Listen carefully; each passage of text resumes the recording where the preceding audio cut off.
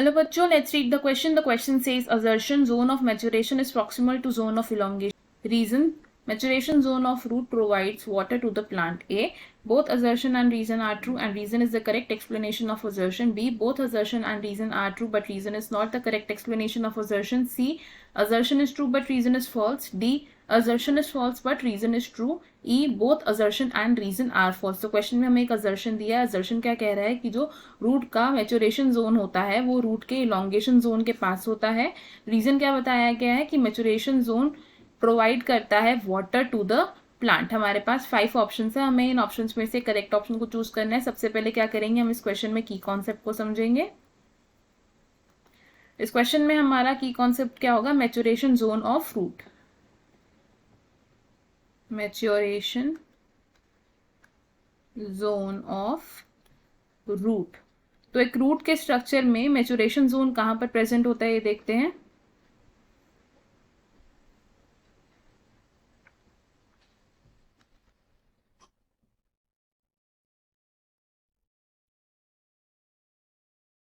तो ये क्या है, एक टिपिकल स्ट्रक्चर है रूट का.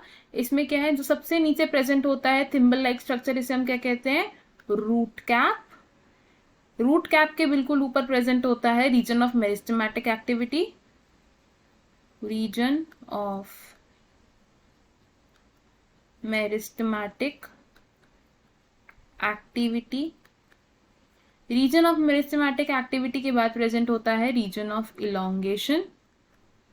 Reason of elongation.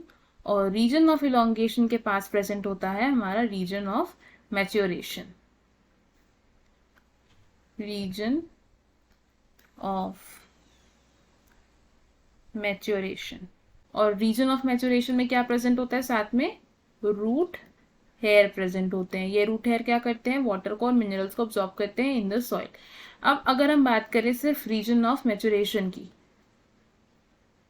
Maturation zone, तो ये जो रीजन ऑफ मैच्योरेशन होता है रूट का, इसमें क्या होता है, सेल डिफरेंशिएशन और सेल मैच्योरेशन होती है. Cell differentiation and cell maturation होती है. और ये जोन कहां पर प्रेजेंट होता है, इसकी लोकेशन होती है proximal to the region of elongation. Proximal to region of elongation.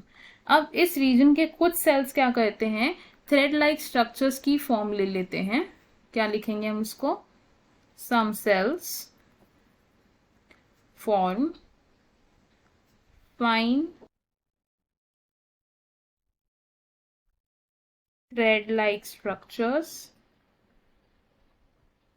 In structures को हम क्या कहते हैं, रूट हेयर कहते हैं.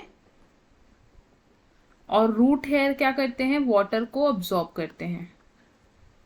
Absorb water. तो अब ये जो रूट हेयर है ये कौन से रीजन का पार्ट है, रीजन ऑफ मैच्योरेशन का पार्ट है. तो हम क्या बोल सकते हैं कि मैच्योरेशन जोन क्या करता है, प्लांट को वाटर प्रोवाइड करता है. सो हमें जो असर्शन और रीजन दिए हैं, इससे हम क्या कंक्लूड कर सकते हैं कि असर्शन स्टेटमेंट भी ट्रू है, रीजन स्टेटमेंट भी ट्रू है, बट रीजन असर्शन को एक्सप्लेन नहीं कर रहा है.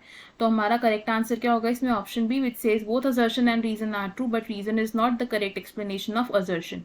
तो हम क्या लिखेंगे यहाँ पर, ऑप्शन बी इज करेक्ट. अब देख लेते हैं कि बाकी ऑप्शंस क्यों इनकरेक्ट है. Option A says both assertion and reason are true and reason is the correct explanation of assertion. ये ऑप्शन रॉन्ग हुआ बिकॉज रीजन असर्शन को एक्सप्लेन नहीं कर रहा है. Option C says assertion is true but reason is false. तो ये option भी रॉन्ग होगा बिकॉज हमारा रीजन स्टेटमेंट ट्रू है. Option D says assertion is false but reason is true. तो ये ऑप्शन भी रॉन्ग होगा बिकॉज असर्शन स्टेटमेंट ट्रू है. Option E says both assertion and reason are false. तो ये ऑप्शन भी रॉन्ग होगा बिकॉज हमारी दोनों ही स्टेटमेंट्स करेक्ट है. सो हमारा करेक्ट और फाइनल आंसर क्या होगा, option B. I hope you understood it well. All the best. Thank you.